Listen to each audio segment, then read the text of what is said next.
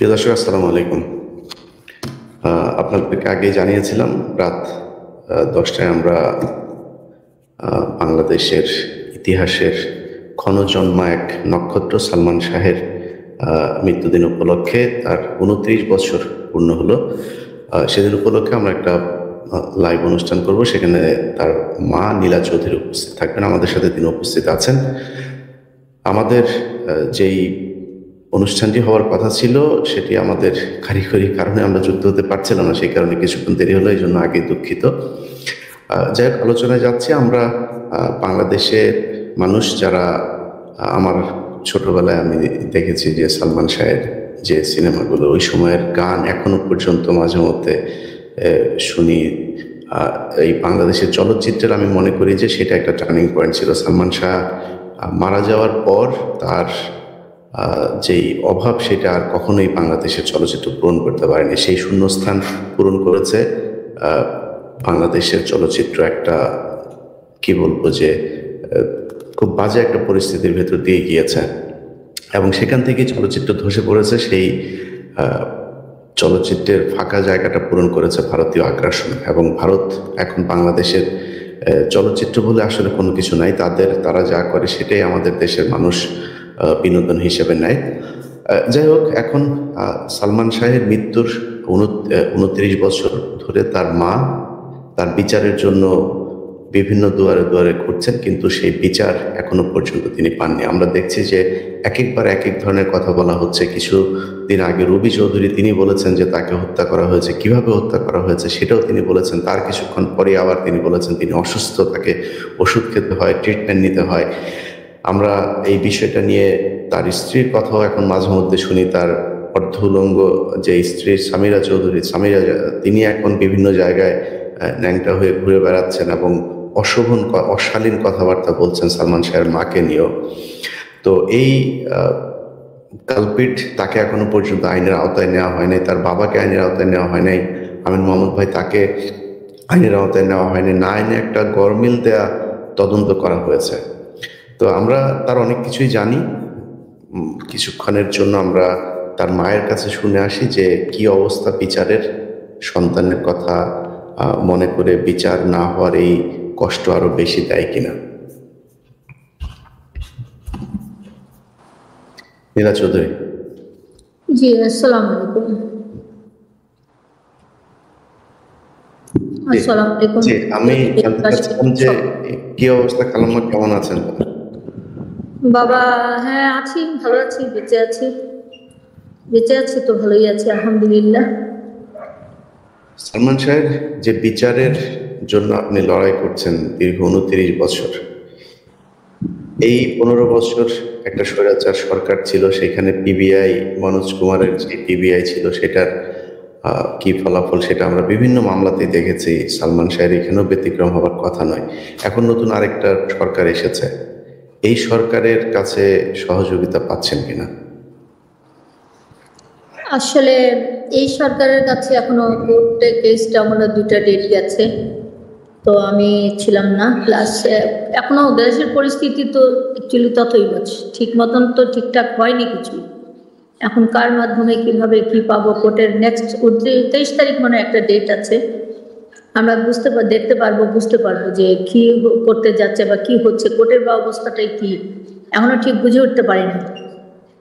তো সেটার একটা অন্যরকম একটা দুশ্চিন্তার মধ্যে আছে আর কি করা যায়। মোট কথা, আমাদের মামলাটা ওরা বাজেয়াপ্ত করে দিয়েছিল, শেষ করে দিয়েছিল। আমি ম্যাজিস্ট্রেটের কাছে গিয়েছিলাম। ম্যাজিস্ট্রেট বললেন যে 2 দিন আগে আসলে মামলাটা নষ্ট হতো না। আমি বললাম মানে কি, আমি তো বুঝলাম না, মানে এটার মানে কি? বলে আমাদেরকে পুলিশ বলল যে আপনারা উৎসাহী না, আপনারা কোর্টে আসছেন না। তা বললাম কোর্টে আসছি না মানে কি? আমাদের তো কোনো নোটিশ দেওয়াই হয়নি, কোনো চিঠি আমরা পাইনি। ওগুলো আসলে ওরা গায়েব করে দিয়ে তারপর টাইম খেয়ে শেষ করে দিয়েছিল। তারপরে আমি আবার আপিল করলাম কোর্টে, নারাজি জানালাম এবং কোর্ট গ্রহণ করে নিয়েছে। তারা চেষ্টা করেছিল যাতে কোর্টটা মামলাটা খারিজ হয়ে যায়। এত কয়েকবার নাকি হলে আর হয় না, কিন্তু আমি জানি এটা আইনসঙ্গত যে আমি পাবো। কোর্ট রিসিভ করেছে, এটি আমার জন্য শুভ সংবাদ।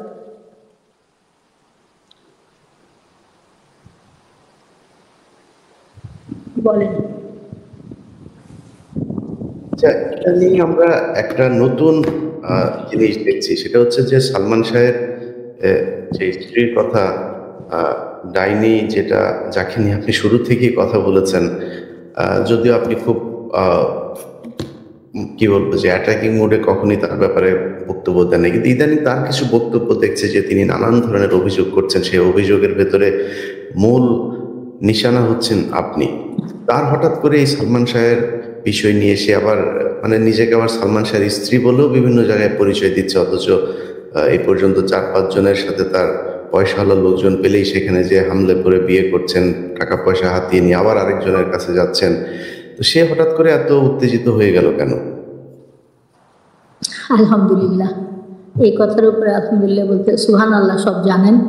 এবং আমি প্রথম থেকেই কিন্তু আমি বলে আসছিলাম না যে আমি ধৈর্য হারাবো না, আমি বেঁচে যতক্ষণ আছি আমি আছি। তারপরে ইলিয়াস আছে, আকমল আছে, কামরান আছে, সুবল আছে, অনেকে আছে, হিন্দু মুসলমান সব জাতি সালমান শাহ ভক্ত। তারা কেউ না কেউ করবে, এটা আমি মরে গেলেও আমার বাচ্চা যদি না করে। আমার বাচ্চা সে বলছে না যে আমার নামে মামলা করেছে, সেদিনও বলছে যে সালমান শাহর ভাই শাহরানের নামে মানহানির মামলা করছে। কি মানহানির মামলা? এগুলো তো বাজে জিনিস, একটু কোর্টও জানে। তো একটা দিনও তারা অ্যাটেন্ড করে নাই। আমার আর কোর্ট তো, আমার উকিল তো অ্যাটেন্ড করতেছে। তো শাহরান নাকি ভয় পেয়ে যাচ্ছে না, কিন্তু শাহরানকে আমি এখন তো এই সব কাজে লাগার দরকার নাই, আমি জীবিত আছি, তারও সংসার আছে, তার জীবন জীবিকা আছে, নামাজ কালাম আছে, আমরা তো মুসলমান। সে উত্তেজিত হওয়ার কারণ এখন সে জানে পিবিআইকে তারা বশ করেছে। পিবিআই পুরো একটা গ্রুপ, এই যে বললে তারা আওয়ামী পুরো গ্রুপ। এদের কাছে আমি কামাল সাহেবের কাছে গেলাম যখন পিবিআই প্রথম পিবিআইতে গেল মামলাটা, তখন তারা বললেন আমাকে যে স্বরাষ্ট্রমন্ত্রীকে জানাতে হয়। তো স্বরাষ্ট্রমন্ত্রীকে জানাবার জন্য আমি অনেক মাধ্যম করলাম, দেখা করতে চাইলাম প্রধানমন্ত্রীর সাথে। তো শেখর আমাকে, যে শেখর অনেক ছোট মানুষ, আমি দেখলাম যে ওরা একটা পুরো বেষ্টনী তৈরি করে রাখছে। আর সামিরার বাবা ও তো ওই যে এস আলমের গ্রুপের মানুষ ওটা। তো সে তখন অনেক প্রভাবশালী লোক, খালি বলতো নেত্রীকে দিয়ে দেখাই দিব না, নেত্রীকে দিয়ে ওই করবো না। তো পলিটিক্স করছি আমরা, আর সে আমাকে নেত্রী দেখালো। আমি তো নেত্রীর কাছে চাই নাই, আমি আল্লাহর কাছেই চেয়েছি। ছেলে আল্লাহর কাছে গেছে গিয়া, আমি আল্লাহর কাছে বিচার চাইছি, ওনার কাছে চাওয়ার কথা না। কিন্তু যে পিবিআই বা একটা এজেন্সির কাছে আমার মামলাটা গিয়েছে, বাদী হিসাবে সরকারকে আমার জানাতে হয়। তো আমি স্বরাষ্ট্রমন্ত্রীর কাছে যাওয়ার আগে আমি প্রধানমন্ত্রীর সঙ্গে দেখা করতে চেয়েছি। শেখরের ওখানে কতবার যে আমি গেলাম, যে শেখর আমার বাসায় আসতো, ছোট মানুষ, একটা ছোট্ট পদে ছিল, সে তো পরে বিশাল মানুষ হয়ে গেল। তার গেটে সে আমাকে দাঁড়ানো রেখে ইলিয়াস সে পাশ দিয়ে কেটে চলে যায়, আমাকে চিনল না, আমার সঙ্গে দেখা করলো না। আমি বুঝে নিলাম এটা একটা বিরাট ষড়যন্ত্র, আমাকে ঢুকতে দিবে না। এবং পরে শুনলাম যে প্রধানমন্ত্রীর বাড়ির গেটে বলে দেওয়া হয়েছে আমি গেলে যাতে কোনো রকম না ঢুকতে পারি। আচ্ছা, আলহামদুলিল্লাহ, আমি ক্ষান্ত হলাম না। আমি পরবর্তীতে আমি একজন মোহাম্মদপুরের এক এমপির মাধ্যমে আমি স্বরাষ্ট্রমন্ত্রীর ওখানে যাব ঠিক করলাম। একা তো আমি যাব না, তো সেখানে আমার আরও 10-12 জন কর্মী টর্মী অনেক ছিল। সন্ধ্যা 6টার থেকে রাত্রে 1:30টা বেজে গেল, আমার ব্যাগটা তারা আমার হাতে নিয়ে ঢুকতে দিবে না, গেটে রেখে দিল। 1:30টার দিকে ও, তখন আমি খুব আত্মসম্মানে লাগতেছিল যে এত রাতে একজন মহিলা একটা রাজনৈতিক অফিসে, আমি তো যাইনি কোনোদিন, তাও গেলাম। আচ্ছা, ভিতরে ঢুকার পরে আমি যে দৃশ্যটা দেখলাম, না হলেও 25 জনের উপরে মানুষ ওই রুমের মধ্যে ঘিরে আছে কামাল সাহেবকে। কামাল সাহেব উঠলেন, ওনা বললেন একজন মহিলা গেছে, গেলে তো মানুষ ওরকম সম্মান দেখায়। যাই হোক, আমার সাথে যে গেছে সে বললো যে আন্টি আসছেন আপনার সঙ্গে কথা বলতে।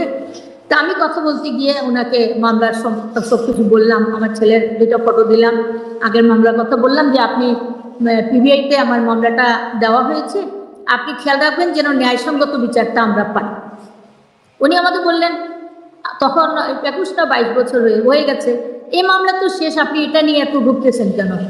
তখন আমি বললাম যে কামাল সাহেব, আমি বলছি কিন্তু এই কথাগুলো, আপনি বয়সেও ছোট, অ্যাকচুয়ালি পজিশনে আপনি এখন স্বরাষ্ট্রমন্ত্রী, কিন্তু আপনি তো আমাদের থেকে অনেক ছোট। সেই হিসাবে আমি দাবি করে বলছি, দোয়া করছি, আপনি যে স্বরাষ্ট্রমন্ত্রী, আপনি তো খালি নির্দেশ দেবেন যে মামলাটা যেন সুষ্ঠুভাবে পরিচালনা করা হয়।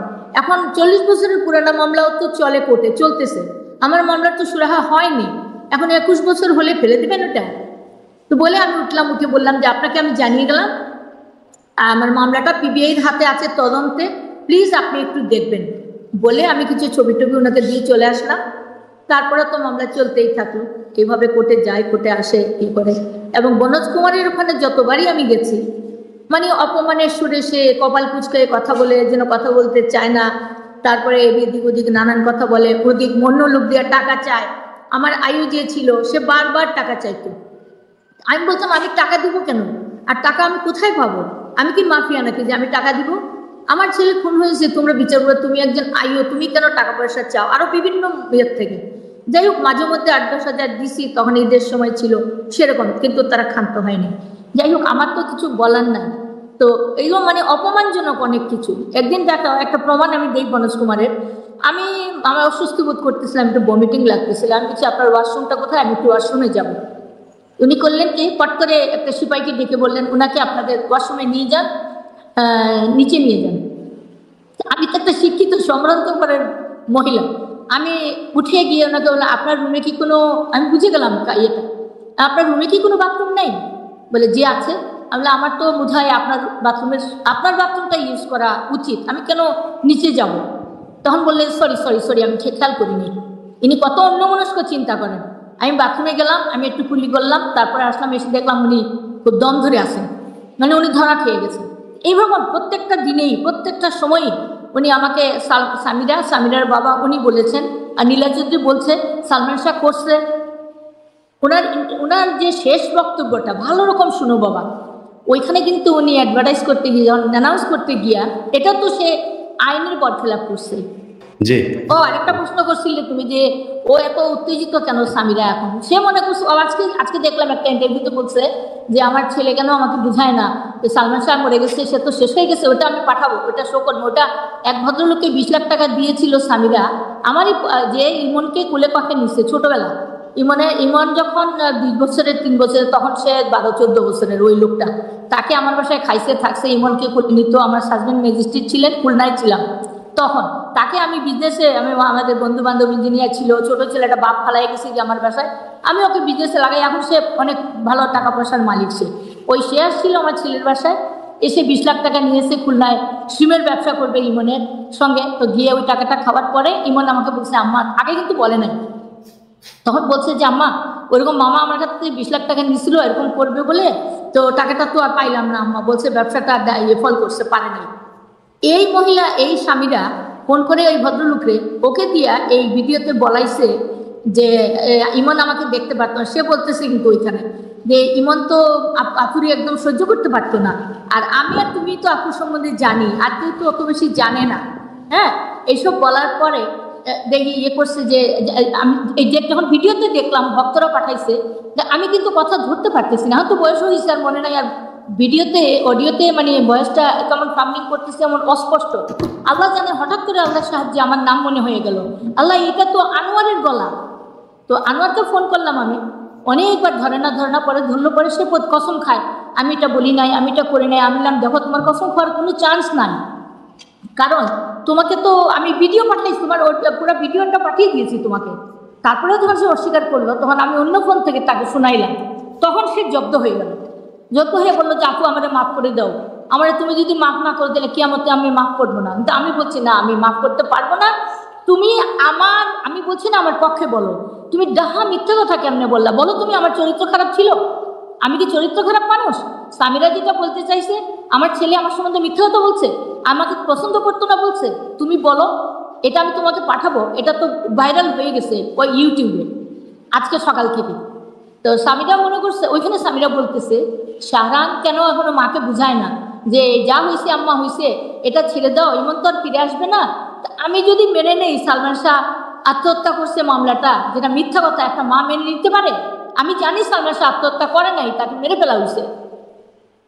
যাই হোক, তখন সে খুশি হবে। সে এই জন্য সে এখন 3-4টা বিয়ে করে, এই ভদ্রলোক এই বয়সে তো এত সুস্থ থাকার কথা না। এখন উনি আর কোনো দিকে না পেরে তাকে মডেলিংয়ে লাগাই দিয়েছেন। আচ্ছা করুক, আমার কিচ্ছু যায় আসে না, কারণ সে আমার পরিবারের কেউ না। সে ছিল লুসি সামিরা হক, সে হকের মেয়ে, আমার কিছু না। আমার ছেলের বউ যে কয়দিন ছিল, আমি চেষ্টা করেছি তাকে আবৃত্তে রাখতে, চেষ্টা করেছি তাকে সম্মানে রাখতে। আল্লাহর কসমের উপরে কোনো কসম নাই, আমার সঙ্গে কোনো দিন সামিরার কোনো কথা ঝগড়া হয় নাই। আমি মুখে তুলে ভাত খাওয়াইছি সামিরাকে। আমার ইমন বলতো লম্বা হাতের ব্লাউজ, তারপরে শাড়ি, তারপরে এগুলো পছন্দ করতো। পরে এসে বলতো, আমি হঠাৎ শাড়িটারি পরছো কেন, বিষয়টা কি?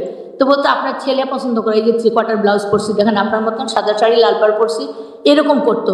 ও যখন ঝগড়া করতো ইমনের সঙ্গে, আমার কাছে দৌড়ে আসলে ইমন কান্ত আর বলতো আম্মা ওই রুমে গিয়েই তো তোমার গালি দিবে, তোমাদের যাওয়ার পর দাঁতের জাতা গালি দেয়। তাই আমি বলতাম বাদ দে, ওগুলো বয়স হইলে ঠিক হয়ে যাবে। আমি এরকম করতাম। কি আশ্চর্য, সে আমাকে কিভাবে গালি দেয়। 9 দিনের দিন যখন আমরা ঘর খুলতে যাই, আমি কিন্তু ওই যে বলছে সালমান শাহর ভাই শাহরান নাকি তাকে লাথি মেরে দিছে না, আল্লাহর কসম আবারও বলতে হয়, সালমান শাহকে ইয়েতে তোমার মেডিকেলে রেখে শাহরান, আমি জানিও না, আমি তো তখন লাশ নিয়ে কাঁদতেছি, কেউ ধরে না, লোক নাই, কিছু নাই, আমি লাশকে জড়াই ধরি, আমি কাপড় দিয়ে ঢাকার চেষ্টা করতেছি, কাপড় চাইলাম, মেডিকেল কলেজ থেকে আমাকে একটা চাদরও দিল না, বলে তিনি তো অনেকক্ষণ আগে মারা গেছেন, এটুকু সব ইনস্ট্রাক্টেড, সে দেখেও না, সেটা তো লাগায় নাই।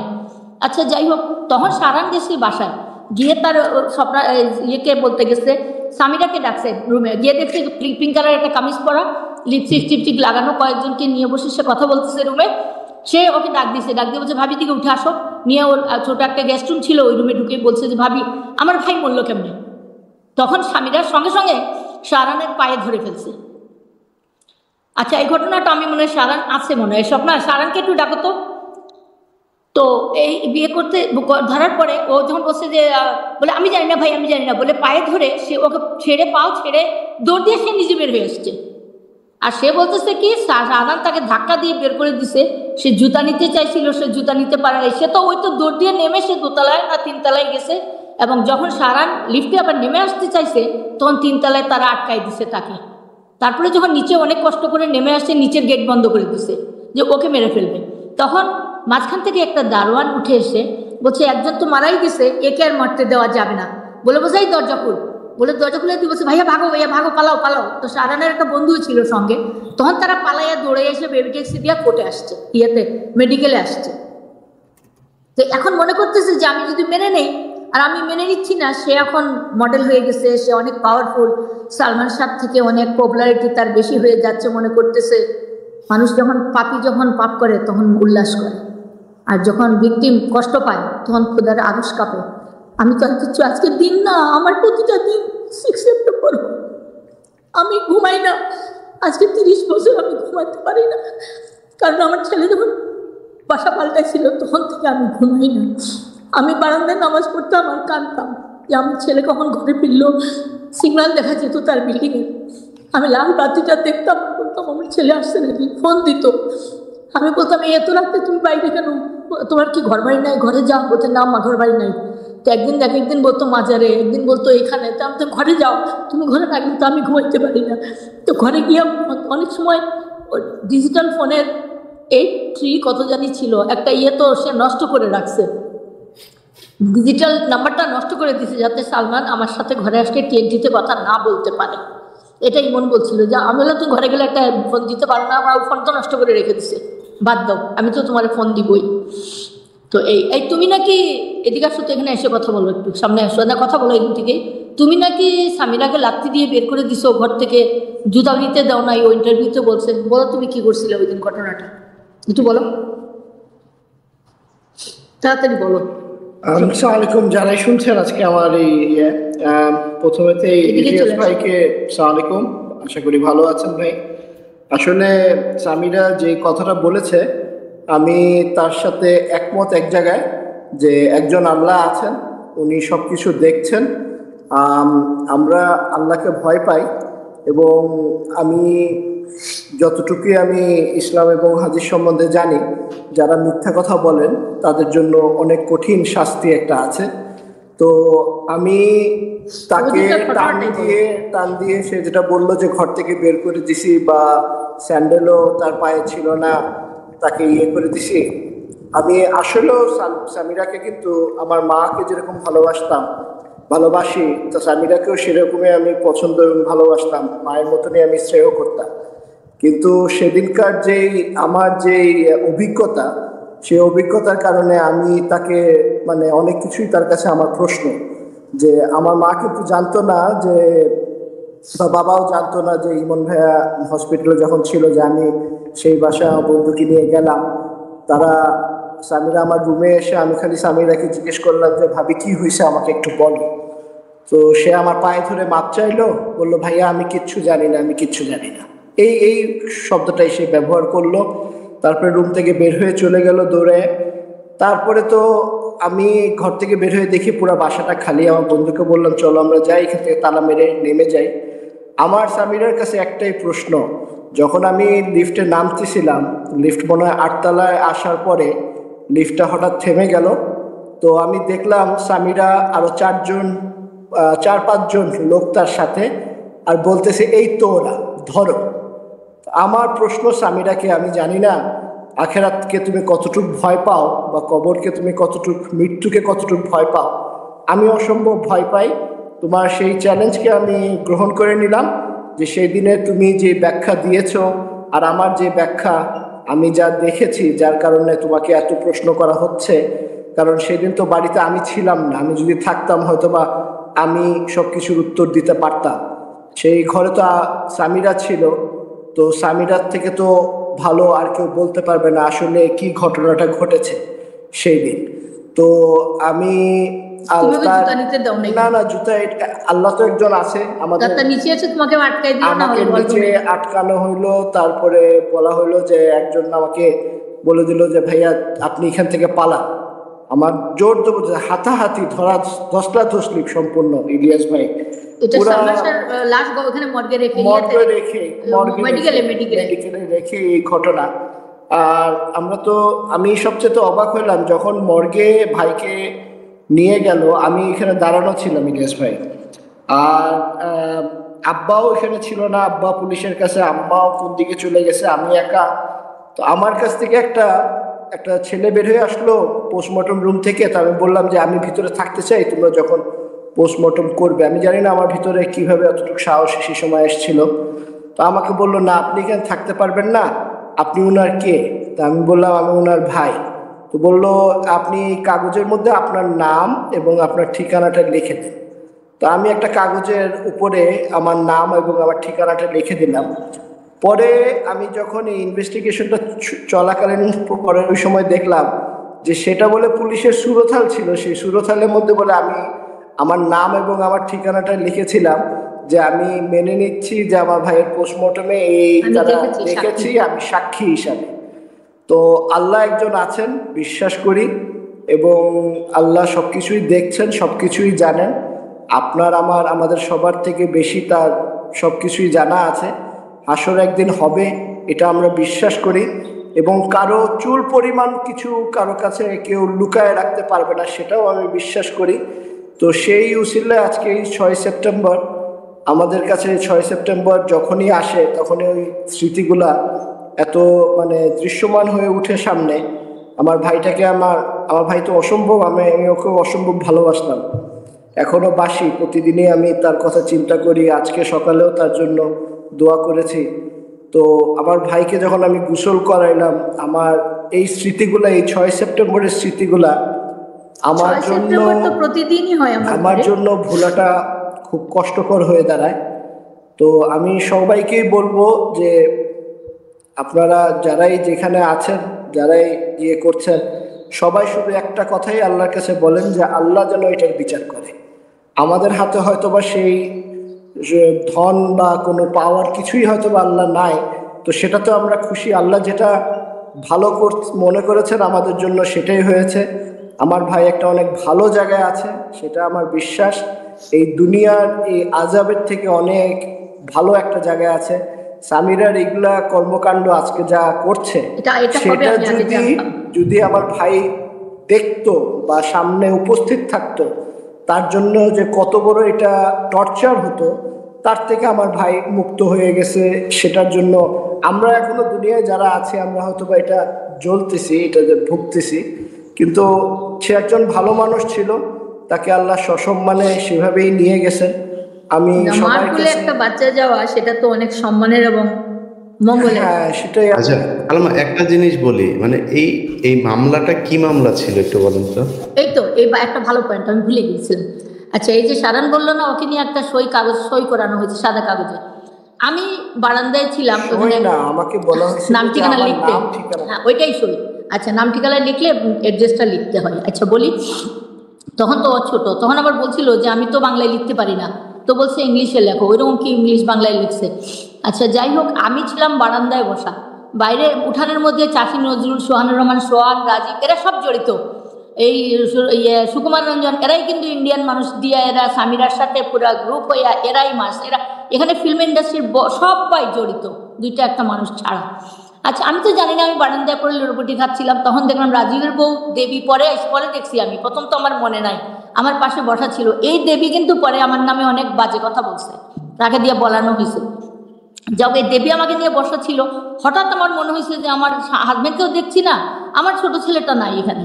আমি দৌড়ে উঠে গেছি, গিয়ে মর্গের দিকে ঢুকছি, ঢুকে দেখি আমার ছেলে ওখানে বসা, ওরা কি লিখতেছে ওই কোনার মধ্যে একটা রুমে, আর ইমন শোয়া। আমি ইমনকে দিকে তো কেন্দ্রে পাগল হয়েছিল, গিয়ে ওকে ধরে বুঝলাম যে আমার একটা তো গেছে গিয়ে, তুই আমরা তুই এখানে কি, ওটা নিয়ে কি করো। ওই হাত থেকে পুলিশের, আমি ওকে কেড়ে নিয়ে ওই আমার ছেলে শাহরান আর ওর বন্ধু আহরার ছিল, ওকে দুজনকে নিয়ে কারে বার করে আনছি, এনে বলছি তোর আব্বা কই, বলে ওই যে ওই রুমে আব্বা। তো রুমে ঢুকে দেখি পুলিশ অফিসার অনেকেই দাঁড়ানো, আর টেবিলে আমার হাজবেন্ড কাঁদতেছে, চোখ বায়া পানি পড়তেছে, চিৎকার করতেছে, আর একটা কাগজ টেবিলের উপর রাখা, অনেক কিছু লেখা, আর বলতেছে এখানে সই করেন। আমি তখন বলছি কিসের সই, কেন সই, যে বলে আপনার ছেলে মারা গেছে, এটা সই, এটা একটা অপমৃত্যু হয়েছে। আমি বললাম আমার ছেলে মারা গেছে, আমি আবার দেখাবো, আমি মানি না আমার ছেলে মারা, আমি তো তোরটা পাবো। আমি বলছি আমি সিএমএইচে নিয়ে যাব, এই তুমি কিছু করবে না, তুমি কিছু লিখবে না, এখন আমি বারে বলতেছি। ওরা কিন্তু আমি বের হয়ে আসার পরেই ওনার কাছ থেকে সই নিছে। এই যে এজাহারটা দিতে হয় মানুষ মারা গেলে, এটা কিন্তু আমার হাজব্যান্ড লেখে নাই, এটা লিখছে পুলিশ, লেখে তারপরে ওখানে সই নিছে উনার। এটা পরে অনেকদিন পরে একজন সিনিয়র লয়ার উনি বলছেন, এটা তো বলছে একজন ম্যাজিস্ট্রেট সাক্ষী দিয়ে দিয়েছি, অটোমেটিক এটা মার্ডার মামলায়। তো এইভাবে বলতে বলতে মামলায় নিয়ে যাবে, রাজপন্থ নেওয়া হলো না, ওইভাবে চলতেই কিন্তু পিবিআইতে আসলো। এবং আমরা তখন চাইছিলাম কার কাছে জানি না, পুলিশের কাছে একবার চাইলে আনলাম, পুলিশের কাছে আমি এই জন্য পুলিশ একজন সাক্ষী দিতে রাজি ছিল, পুলিশ দিলে তাকে ডাকা হয় নাই, এভাবে অনেককে কোনো সাক্ষী তার। এই হলো ঘটনাটা। খালাম্মা আমি বলি, আমি আপনার মার্ডার মামলা, অপমৃত্যু মামলা করে রাখছে, এটা মার্ডার মামলা এখনো ওইভাবেই আছে কিনা জানি না, তো আমি এটা আমার অ্যাডভোকেট বলতে পারবে। আচ্ছা আমি বলি আমি আপনার সাথে এই আমি এটা করবো দেখে আমি বেশ কয়েকজনের সাথে কথা বলেছি, আইনজীবীর সাথে কথা বললাম, আমি শুনতে পাচ্ছি না কথা, পুলিশের ঊর্ধ্বতন একজনের সাথেও কথা। আপনি শুনছেন না? হ্যালো জি। আচ্ছা আপনি, আমার মনে হয় আপনি আরেকবার কেটে আরেকবার ঢুকতে হবে বোধহয়, আপনার কলেজ ছিল এই কারণে বোধহয় শোনা যাচ্ছে না।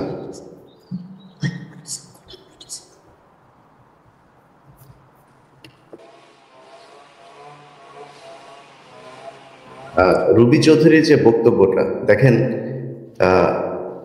যাদের মানসিক সমস্যা থাকে তাদের সবচাইতে বড় একটা লক্ষণ হচ্ছে সে নিজেকে কখনো মানসিক সমস্যা আছে এটা বিশ্বাসই করবে না, সে বলবেও না, ডাক্তারের কাছে যেতে চাবে না।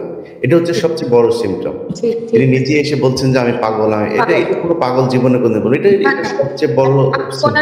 তখন স্বামীটার বাবা আমেরিকায় গেল, আমরা জানি, ফেসবুকে আসলো যে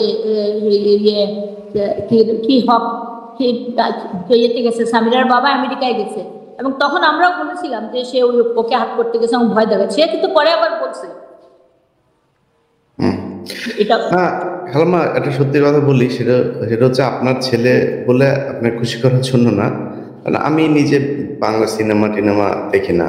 সালমান শাহ যখন বেঁচে ছিল তখন আমরা অনেক ছোট, তখন দেখেছি, তার সিনেমা দেখেছি। ওই সময় টাকা চুরি করে, বাবার পকেট থেকে টাকা চুরি করে নিয়ে ভিসিআর দেখেছি। তো এই মানে ওর যে একজন ব্যক্তি বক্তব্য দিলেন যে ওনাকে মনে হয় না যে উনি ওই সময়ের নায়ক, উনি মনে হয় আরো 50 বছর পরেও উনি তখনকার সাথেও খাপ খাইয়ে নেয় একজন নায়ক হতেন। মানে ওনার স্টাইল, কথা বলার ব্যাপারটা আমি বলি, বলো, যখন ওই যে ছেলেটা বললাম না আমার বিপক্ষে বলছে, খুলনার একটা ছেলে, যখন জুতা কিনতে যেতাম খুঁজতাম কি একটা জুতা হোক, কম দামি হোক, আমি এখনো 50 টাকার কাপড় পরতাম তখন, ওইটা তখনকার 50 টাকা অনেক টাকা, কিন্তু 50 টাকায় কেউ কাপড় কিনতো না। তো মনে করে একটা কাপড়ই পুরো, আমি অত দামি আমি পছন্দ করি, একটা এক্সক্লুসিভ। সালমান শাহকে ওইরকম, যেমন চুল একবার পড়ে যাচ্ছে, তখন আমি বলছি দেখো বয়স হইলে আবার ওই সোহেল রানা হয়ে যেও না। তো বলছি কেন আমি এটা বললাম, আমি না সোহেল রানা সাহেব দেখছো না, চুল পড়ে গেছে, উনি উইক লাগাইছে, ওনাকে মানায় না, উইক লাগাবার দরকার নাই, চুল পড়ে গেলে পড়ে যাবে, তুমি স্কার্ফ পরবা, টুপি পরবা, এই কিন্তু স্টাইল আনলো। এটা আমার এই যে প্রত্যেকটা দিন, আমার ছেলে এখনো সারার ফোটা দেয় মানে, তোমার ওই ছেলে তো তোমার সব কথা শুনতো, ওই জন্য এখনো মানুষের কাছে রয়ে গেছে। প্রত্যেকটা জিনিস, ছোটবেলা গান শিখাইতাম, 50 পয়সা দিতাম, 100 টাকা দিতাম, তারপরে 500 টাকা, তারপর বলছি আর পারতাম না, তুই করলে কর, না করলে না। এরকম একটা গান রেকর্ড করতো, করে এসে আমাকে ডাক দিত। ওই যে ডলি জোহর বলতেছে আমার নাম ধরে ডাকতো, নীলা চৌধুরী বলতো, তারপরে সামিরা বলতেছে ডলি আন্টিও জানে মাকে মা বলে ডাকতো না। আরে মাকে মা বলে ডাকতো না তো তুই আম্মা ডাকলি কেমনে? ঘরের মধ্যে বাচ্চাকে মানুষ শাসন করে না? আচ্ছা, সামিরার যখন বিয়ে হয়েছে আমরা জানতাম না, ও পাগলামি করতেছে, ভয় পাচ্ছে, যে কানলে ও টেলিফোন দেয়, চলে যায়। আমার বোন খুব ভক্ত ছিল নারিন্দার পীরে, একদিন আমাকে জোর করে নিয়ে গেছে ইমনকে সুদ্দার নারিন্দার পীর সাহেবের কাছে, উনি আজকে নাই। উনি দেখে ওকে বললেন, অনেক বুঝাইছেন আর বলছেন যে বাবা পাগলামি করে না, এমে গিয়া উত্তরে গিয়ে এক জায়গায় আমরা কাজী অফিসে বিয়ে করে ফেলছি, আমি তো এখন সরতে পারবো না। তখন আমি কি করতে পারি বলো? একদিন দুপুরবেলা এরকম দুইজন আসছে আমার বাসায়, বেল দিছে, তো কলেজ স্কুল থেকে আসছে, আমি মনে করছি কলেজ থেকে, দরজা খুলে দেখি স্বামীরার সাথে, তখন তো আমি চিনি না, তো কে আমি নিয়ে ড্রয়িং রুমে বসাইছি, তো দুজন কথা বলতেছে। তো হঠাৎ সময় দিয়ে আমি ঘরে এসে কাজের বউকে বলছি ভাত লাগাও, ভাত খাবো। যাওয়ার পরে বলতেছে কি যে এই তুমি বলো। আমি বললাম এতক্ষণ কোথায় ছিলা, তোমাকে আমি ফোন দিলাম এতবার, তোমার ফোন ধরলা না। তো বলতেছে যে আমি ইন্দিরা রোডে ছিলাম। ইন্দিরা রোডে কেন? বলে পিঙ্ক কালারের একটা বাড়ি দেখছি, আমরা বাড়ি ভাড়া নিবো। আমি কেন? বলে এই তুমি বলো। তো ও বলে তুমি বলো, এই বলতে বলতে আমি বললাম তুমি বলো, ও ছেলেকে বলছি। তো উঠে বলে আম্মা এই না। শুনে আমি কি করবো, আমি দৌড়ে এসে বাথরুমে, বিশ্বাস করবা না, উপরে শাওয়ার ছিটে ওই কাপড়ের মাথার উপরে মানে পানি ঢালছি অনেকক্ষণ, কিচ্ছু বলতে পারি নাই, মাটিতে অনেকক্ষণ বাথরুমে বসে রয়েছি। তারপরে কাপড় বদলাই উঠে গিয়ে কিচ্ছু বলি নাই, ওদের সাথে দেখা করে নিয়ে খানা দিছি, খাওয়াইছি, তারপর বলছি ওকে পৌঁছাই দিয়ে আসো। ইন দ্য মিন টাইম ও বাসায় আসছে, ওর বাবা আসছে। তো ওর বাপকে কেমনে বলবো? ও তো পায়ে পড়তেছে আমাকে বলার জন্য, সে বলবে না। অনেকক্ষণ পরে খাওয়া দাওয়া দিয়া যখন আমি বললাম যে তোমার সঙ্গে একটু কথা আছে, বলে তুমি তো এত মুড করে, এত মোশন করে তো কোনোদিন কথা বলো না, কি হয়েছে, কি বলবা? তো আমি বললাম তুমি একটু শান্ত হয়ে তুমি বসো, তোমার সাথে আমার জরুরি কথা আছে। বলে এমন কি জরুরি কথা যে তুমি আমাকে এত ঘনিতা করতেছো? তা আমি বললাম যে যদি মনে করো তুমি এখন আমি মরে গেছি বা সালমান শাহ ইমন বিয়ে করে ফেলছে, তখন তুমি কি মনে করবা? বলে এটা মস্কারেরও তো একটা সীমা আছে না, ইমন এখন বিয়ে করবে কেন? এই কথার উপরে আমার আর বিয়ে হয়নি। আমি বললাম হ্যাঁ ইমন বিয়ে করে ফেলছে। হায় রে খোদা, চোখ দুটা লাল হয়ে গেল, আর সঙ্গে সঙ্গে দৌড়ে গিয়ে বললো ইমন ডাক দেওয়া শুরু করছে, ইমনকে গুলি করে মেরে ফেলবে। আমি ওকে জড়াই ধরছি, করছি যে ও বসে গিয়ে কান্দা শুরু করলো, ইমন এটা কি বলো, ইমন তুমি এটা কি বলো? আমি তখন ওকে জড়াই ধরে আমি শান্ত করলাম, বললাম আচ্ছা বাদ দাও, যদি একটা মেয়ে এসেই থাকে আমাদের ঘরে, আমাদের তো কোনো মেয়ে নাই, তো ঠিক আছে আমরা মেনে নিবো, ও পছন্দ করছে, ঠিক আছে আমরা মেনে নিবো, আমার ছেলেকে তো আমি ভালাই দিতে পারবো না, ও পছন্দ করছে আমিও পছন্দ করলাম, তুমিও মেনে যাও। ও আমাকে আর ইমনকে জড়াই ধরেছে, আমরা তিনজনে কাঁদলাম কতক্ষণ। এসব কি ভোলা যায়? এসব ভোলা যায় না। না, এই শয়তান ওই সময় ঘর থেকে বের করা দরকার ছিল। এখন আমি আপনাকে যে প্রশ্নটা করেছিলাম, আমরা সেখানে একটু যাই, গুরুত্বপূর্ণ জায়গা। সেটা হচ্ছে আমি আইনজীবী এবং পুলিশের একজন কর্মকর্তার সাথে কথা বলেছি, যাদের কাছে আপনাদের এই মামলাটা ছিল। যে পিবিআই বনজ চলে গিয়েছে, এখন পিবিআই, সিআইডি এবং এসবি এই তিন জায়গাতেই এই প্রধান হিসেবে যারা দায়িত্ব পালন করছেন তারা অত্যন্ত দেশপ্রেমিক মানুষ। এবং আমি মনে করি এটা অনেকের কাছে হয়তো হাস্যকর মনে হইতে পারে, অবিশ্বাস্য মনে হইতে পারে, কিন্তু আমি মনে করি, আপনার সাথে কথা বললে আমি এই কথাগুলো বলেছি যে সালমান শাহের হত্যাকাণ্ডের সাথে ভারত জড়িত ছিল। শুধু সালমান শাহ না, সেখানে এই চিত্রনায়ক মান্না, তিনিও কিন্তু একটা বিশেষ, সালমান শাহ রোমান্টিক সিনেমা করতো, উনি অ্যাকশনধর্মী সিনেমা করতেন, উনিও কিন্তু মোটামুটি হলটা মাতিয়ে রেখেছিলেন। আরেকজন সোহেল, আমি বলতে চাচ্ছিলাম যে সালমান শাহের সাথে কারো তুলনা নেই, কিন্তু আরেকজন সুদর্শন নায়ক ছিল সোহেল চৌধুরী, তাকেও মেরে ফেললো। এবং সেটাও কিন্তু এই আজিজ মোহাম্মদ ভাই, তারপরে এই যে সোহেল বলছিল যে মদ খেয়ে বলছিল যে ওর সাথে ঝগড়া হয়েছে ইসলামেদের সাথে, তখন সে বাসায় গিয়ে বলছিল ফোন করে কালকে সকালে আমি সব বলে দেবো। তখন ওরা ওই দারোয়ানে একটা স্টেটমেন্ট দিছিল পেপারে, তখন তারা ফোন করছে যে ভাই একটু বাইরে আসেন না ভাই, আপনার একটু কথা আছে। ওই বাইরে ল্যাম্পপোস্টের নিচে আসতেই তো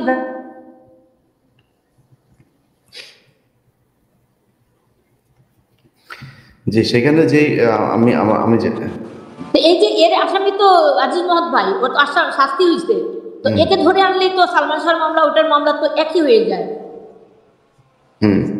না সেটাই তো, আমার মনে হয় এই জিনিসগুলো করা উচিত। তবে আপনাকে আমি যেটা বলবো যে আপনাদের যে মামলাটা, এই মামলাটা কিন্তু এখনো পর্যন্ত হত্যা মামলা হয় নাই। না, আমি আজকে সেটাই করলাম। তো যদি হত্যা মামলা না হয়, সেক্ষেত্রে আপনি হত্যার বিচার কিভাবে পাবেন? এখন আপনারা আদালতে নারাজি দিয়েছেন বা যে অবস্থাতেই আছে সেটাকে, আমি আপনাকে যদি আমাকে জিজ্ঞেস করেন কোথায়, আপনি পিবিআইতে নিয়ে আসেন। আবার পিবিআই এখন বনজের ওইখানে না, একজন সৎ মানুষের আন্ডারে আছে, আপনি পিবিআইতে আবার আনার আবেদন করেন, পিবিআইকে তদন্ত দিতে বলেন। আমার বিশ্বাস যে এটার ভালো একটা তদন্ত হবে এবং এটার বিচার আপনারা পাবেন। আর আমি আপনার সাথে আছি। বাংলাদেশের সব মানুষ এখনো পর্যন্ত, আমার মনে হয় না যে এই যে এখন আমি তোমার মাধ্যমে এই অডিয়েন্সের মাধ্যমে আমি দেশবাসীর কাছে এটা আমি জানতে চাচ্ছি, সবাই আমার পরিবারের, আমি মামলাটা কোথায় নিব, কিভাবে নিব, সবাই যেন কমেন্টের মাধ্যমে জানায় দেয় তোমার এই পেজে। আপনি আইনজীবীর সাথে কথা বলবেন এবং আমি তো আপনার সাথে কথা বলবোই। এখন বিষয় হচ্ছে আমাদের যেটা করণীয় সেটা হলো এই মামলাটা দ্রুত হত্যা মামলা করতে হবে, এই অপমৃত্যু মামলাটা মার্চ করতে হবে হত্যা মামলা হিসাবে, এবং তারপরে আপনি আপনার পছন্দের যে তদন্ত সংস্থা তাদের কাছে আপনি দেওয়ার আবেদন করবেন। সেটা নাই, এখানে যারা করবে দেশবাসী বলুক, সবাই তোমরা এটাতে যান, আপনি সিআইডিতে যান, এসবিতে যান, পিবিআইতে যেতে যান, আমি মনে করি না খুব বেশি ম্যাটার করে। 3 জায়গাতে ভালো মানুষ আছেন, তারা তদন্ত করুক, তদন্ত করে তারপর জিজ্ঞাসাবাদ করতে হবে। আপনার যে আসামিদের কথা আপনি বলেছেন, সেই আসামিদের গ্রেপ্তার করতে হবে, জিজ্ঞাসাবাদ করতে হবে, করে তারপরে করতে হবে। একটা প্রস্টিটিউট এখন এসে রাস্তায় নেমে তারপরে সালমান শাহর স্ত্রীর পরিচয় দিয়ে চারটা 5টা বিয়ে মাঝখানে তো কতগুলি গেছে জানিও না। কেন তার যে বেশভূষা, সে যত বুড়ি হচ্ছে তত মনে হচ্ছে যে উলঙ্গ হয়ে যাচ্ছে, কয়দিন পরে জায়গা পুরা ঘুরবে মনে হচ্ছে। তারই 25 বছরের ছেলে কি কিছু বলে না? আমার ছেলের কথা বলে যে আমার ছেলে আমাকে বুঝায় না। ছেলে তো ওর বাপের মতোই, ওই মহিলার বাপ যেরকম এসালমের চেলা, ছেলে তো ওইরকমই হবে। এই ঘরে কি হবে আমার বলেন? নমরুদের ঘরে নমরুদ পয়দা হওয়া, আর কি হবে? তো যাই হোক, আমরা এটা দেখি ইনশাল্লাহ। সালমান শাহের প্রতি মানুষের যে ভালোবাসা এখনো পর্যন্ত আছে। এখন আমি কাউকে ছোট করে কথা বলতে চাই না, আমাদের এক নায়ক এখন সুপারহিট নায়ক আছে, সুপারহিট নায়ক হলো গিয়া বিশাল নায়ক। আমি দেখলাম 2-3 দিন ধরে 2-3 জন পরিচালক এই ফেসবুকে দেখলাম যে লিখেছেন যে তিনি সালমান শাহর চেয়ে উপরে চলে গিয়েছেন। সালমান শাহর চেয়ে উপরে বাংলাদেশের সব হল টল সব বন্ধ হয়ে গেছে, এত উপরে গিয়েছেন উনি। এইসব হিজড়া মার্কা নায়ক দিয়ে সালমান শাহকে ছোট করে কথা বলা, এটা খুব আপত্তিকর। এটার উত্তর আমার কাছে আছে। ওই যে একজন ভদ্রলোক এসে বললো, তোমাকে যেমন বললো আমাকে বললো যে আমার ছেলে এবার ফার্স্ট হয়েছে, তখন আমি যে বললাম যে আপনার ক্লাসে কতটা স্টুডেন্ট ছিল, বলে ও একলাই ছিল। এখন তোর এফডিসি নাই, কিছু নাই, সেও অনেক সিনেমা খালাম্মা। আপনি তখন লন্ডনে ছিলেন না দেশে ছিলেন জানি না, আমরা তখন সিনেমা দেখেছি। আমি ছোট, আমরা মানে হল তো পরের কথা, হলের প্রথম যেদিন সম্ভবত শুক্রবারে বোধহয় হলের নতুন সিনেমা আসতো, শুক্রবার থেকে শুরু করে 3-4 দিন হলে জায়গাই হতো না। এরপরে পরের শেষের দিকে গিয়ে একটু সুযোগ হইতো দেখার। আমি জীবনেও চিন্তা করতে পারি নাই যে আমার ছেলে ঢাকাই ফিল্মের নায়ক হবে। প্রথম দিন কাঁদছি আমি, যখন সোহান টুহানেরা আসলো, তার আগে তো আমি জানতাম না, আমাকে বলে নাই। আমি তো কিছুতেই দিব না যে বাংলাদেশি সিনেমাকে আমি চিনি কি জিনিস, আমার ছেলে যাবে প্রেমের ডায়লগ দিবে, এটা কেমন করে হয়? পরে ও যখন জড়াই ধরে আমাকে বলতে লাগলো যে আম্মা কিয়ামত থেকে কিয়ামত, একটা ছবি আমি করে ফেলি আর করবো না, তখন আমি মত দিছিলাম ওই একটা ছবি।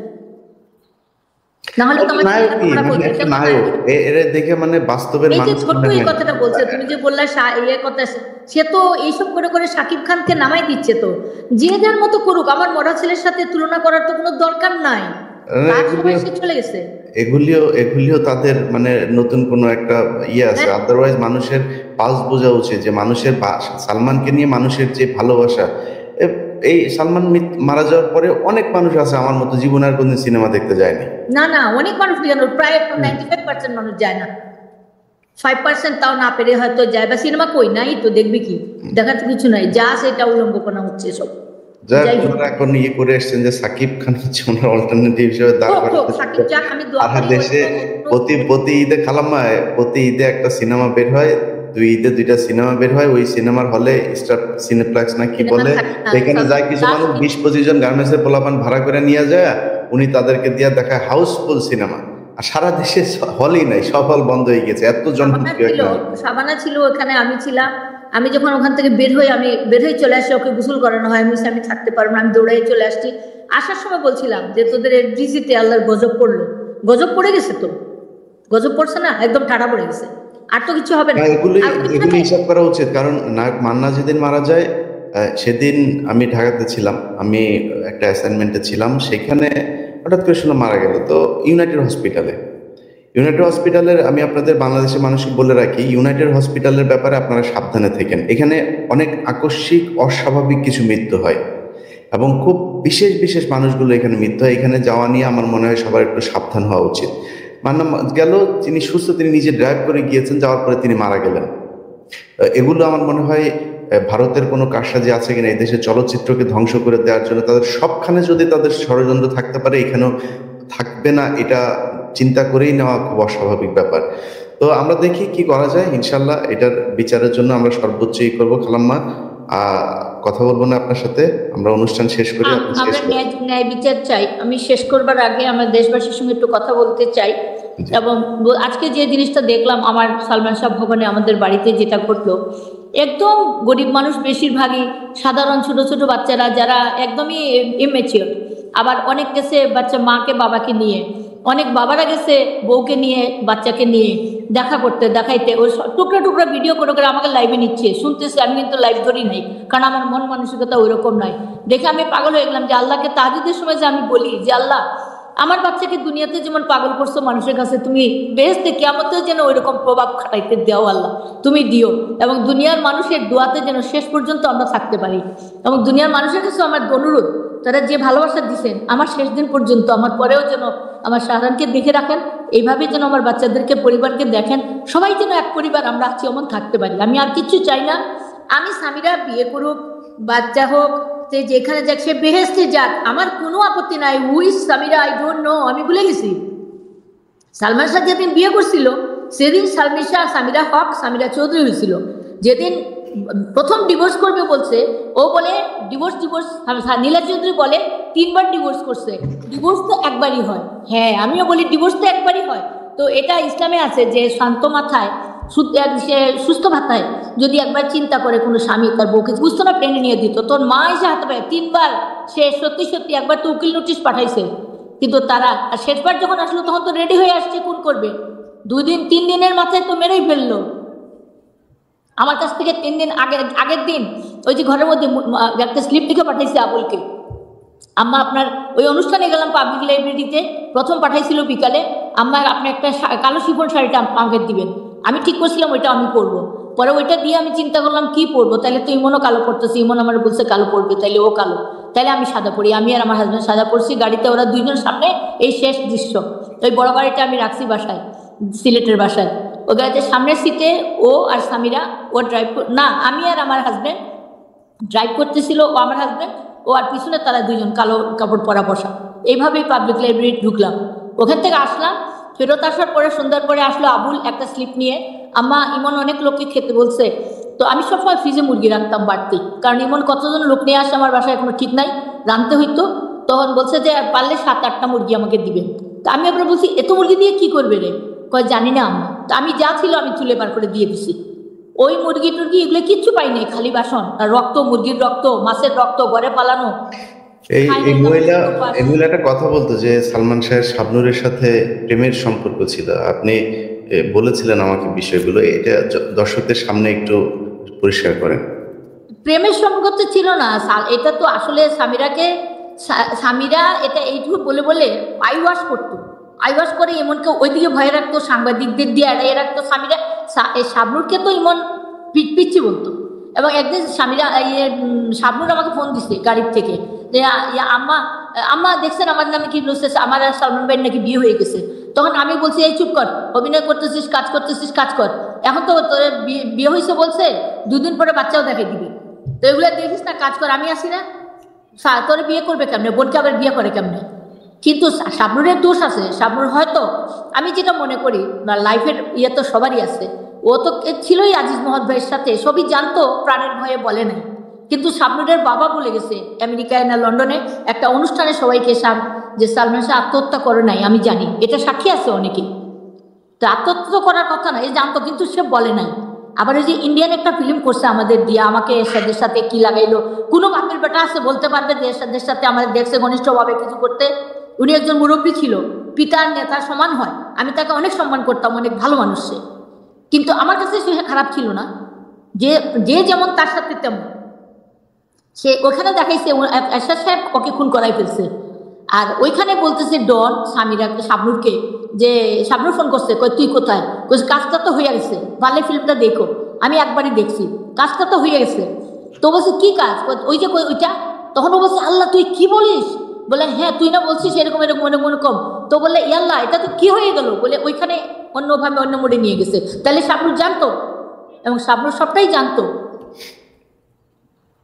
জি কালাম্মা, আমরা সবাই তখন মুস্তাকের সাথে তার সম্পর্ক, দারোয়ানের সাথে তার সম্পর্ক, অনেক কিছু ধরা পড়ছে সামিরার। এইগুলি যখন দেখছে একটা ছেলে, তার বউ এরকম হয়েছে, তো সে কি কোনো পুরুষ মেনে নিবে? যখন দেখছে যে ওকে সত্যি সত্যি তালাক দিয়ে দিবে, তালাক দেওয়ার পরে সে এখানে থাকতে পারবে না এবং তাকে উঠাই দিতে হবে। তার মাও তো এখানে উপস্থিত ছিল ওই বাড়িতে। মা তাকে এতে তো খুন করার পরে রিজভি বলছে সকালে তার মা গেছে, মা গিয়ে 11টায় পৌঁছাইছে, 11টায় 11:30 আমার বোন ওর পার্লারে গেছে, আমার বোন পার্লারে ছিল, ওর মা আবার চা এনে দিছে আমার বোন মলিকে। তখনও সে বলে নাই, তো সে তখনই গেছে ঢাকার থেকে, গিয়ে চা দিছে। আমার বোন বলতেছে আমার এই প্রথম চা দিল সে এনে, বলছে আমি চা খাবো না, আমি চুল ব্লো করতে আসছি, আমি চলে যাবো বাসায় এখন। ইন দ্য মিন টাইম খবর আসছে যে ওর ইমনের খবর গেছে। তো ও বলছে যে এরকম এরকম, ওর কাছে খবরটা শুনে আমার বোন ঘরে গেছে, গিয়ে চিলে কেন্দ্রে, তখন থেকে ওরা রওনা হয়েছে। তোর ছেলের বউ, তোর মেয়ে বলছে তোর ছেলের মেয়ের জামাই মারা গেছে, তো তাৎক্ষণিকভাবে তারা গাড়ি দিয়ে রওনা হবে না? সে বলতেছে সে সন্ধ্যা 7টায় পৌঁছাইছে, 12টায় খবর পাইছে। কেন? সে প্লেনে আসলেও তো আধা ঘন্টা সময় লাগে, আধা ঘন্টা সময় প্লেনে আসা উচিত না? উচিত ছিল না? এদিকে তো ওরে কাজ করেন, ওরে ওই হিরো আলমের ফোন নাম্বারটা নিয়ে ওরে দেন, হিরো আলমের সাথে মিউজিক ভিডিও করুক, এটা খালি বাকি আছে তার। ওরে না, হিরো আলম অনেক ভালো মানুষ, একটা সহজ সরল মানুষ, থাকতে দাও, ওর মতন থাকতে দাও, ভালো তো তোমরা সামনে নায়িকা পেয়ে যাবা, দেখা যাক। আল্লাহ দর্শক, আমরা এতক্ষণ যা কথা বললাম, যে সালমান শাহের প্রতি আমাদের ভীষণ একটা ভালোবাসা আছে, আর তার জীবনে যদি কোনো পাপ থাকে আমরা সবাই তার জন্য দোয়া করি। মানুষ পাপ পালিত হওয়ার আগে তো মারা গেল রে বাপ, 24 বছর মাফ করে দেন, মাফ করে দিয়ে 24 বছর বয়স না। আমার ছেলে অনেক ভালো ছিল, কোনো গুনাহ করে নাই, কোনদিন কোনো গুনাহ করে, মার কথাই চলতো, বাপের কথা শুনতো। তো এখানে সালমান শাহ চলচ্চিত্র, উনি অনেক প্রতিবন্ধী মানুষকে, তারপরে উনি যাওয়ার পরে যে অনেককে তিনি যাদের নিজের টাকায় তিনি চালাতেন, এরকম বক্তব্য দিয়েছিল। যে একদম ছোট করে একজন ওনার সাথে থাকতো, খুব মোটা করে একজন ছিল, একটা খুবই অমায়িক একজন মানুষ ছিল। তার জন্য এই জিনিসটা কেমনে হয়ে, শুনো, এই জিনিসটা কিন্তু এখন পর্যন্ত আমরা ওই যে বলছে ডলি বলতেছে আমার এটা দিত, ওই যে আজকে মতিন সাহেব বললেন, মতিন রহমান খুব সুন্দর ইন্টারভিউ দিচ্ছে, যে কোথাও গেলে ঈদের সময় কাপড় আনতো। তো দোকানে একদিন গিয়ে গুলশানে আমি গেছি, তো দোকানদার বলতেছে আম্মা আপনি কিছু বলেন না, আপনার মেয়ে ছেলের বউ 1600-1700 টাকা দিয়া, তখনকার দিনে 1700 টাকা বউ, আপনি কি কিনছে? বলে লিপস্টিক। আমরা কিনুক না, সে তো সালমান শাহর বউ, তো কিনলে কি আছে, আমি কিন্তু গায়ে পাত্তা দিতাম না। আচ্ছা কয় কিনছে? ও তো পায় নাই কোনোদিন পড়ুক। আচ্ছা ঠিক আছে, একটা শাড়ি হাত দিয়ে আমি রেখে আসছি, আমি আনি নাই, মানে আমার বেশি পছন্দ হয় না। 3-4 ঘন্টা পরে ইমন আসছে, তো ব্যাগ টিপসে, মেয়েটা কাজ দরজা খুলে দিছে, এসে একটা ব্যাগ এরকম ঢিল মেরে সুন্দর করে বিছনায় ফালে বলছে, আমাকে বলছে নেত্রী খুলে দেখো, আমাকে নেত্রী ডাকতো। তারপর আমি ওরা হিরো ডাকতাম, হিরো না। তা আমি বলতো আল্লাহ আম্মা আমাকে তুমি হিরো বানাইতে পারতে, হিরোই বানাই দিবা। তো সালমান বলতাম না, আমি বলতাম সোলেমান। তারপরে এই বলে হাসতো, আম্মা তুমি এগুলি কি বলো? আমার নেত্রী ডাকলে আমি বলতাম তো তারা এরকম করতাম, আমরা ঠাট্টা মস্কারি। আর আমার হাজবেন্ড বলতো 2 পাগল উসলাইলে সামাল দেওয়া যায় না। তো শাড়ির প্যাকেটটা ফালাইছে না, আমি তো শাড়ি জানি না, আমি খুলে দেখতেছি একটা শিফন শাড়ি। তা আমি বলতেছি এই শাড়িটা আনলি কেন, এটা কে দিল তোরে? কয় দোকানদার বলছে তুমি দেখে হাত দিয়ে রেখে চলে আসছো। আমি পছন্দ হয় না তাই রেখে আসছি। কয় না আমার মা হাত দিবে আর ওই জিনিসটা আমি রেখে আসবো, আয়না দিচ্ছে আমাকে। ওই শাড়িটাই কিন্তু পরা ছিল যেদিন ওই লাশ নিয়ে গেলাম, আমার গায়ে দেখো প্রিন্টেড একটা শাড়ি, আমি ওইটা পরে সিলেট যাচ্ছিলাম। আগের দিন রাত্রে আমি বলছি তারে ফোনে যে ইয়ে করো, কালকে সকালে সিলেট যাব, চল না বাবা 7 দিন থেকে একটু শান্তি কর। বলছে আমার শোনা আম্মা না, তুমি চলে যাও, আমি এরপরে তোমাকে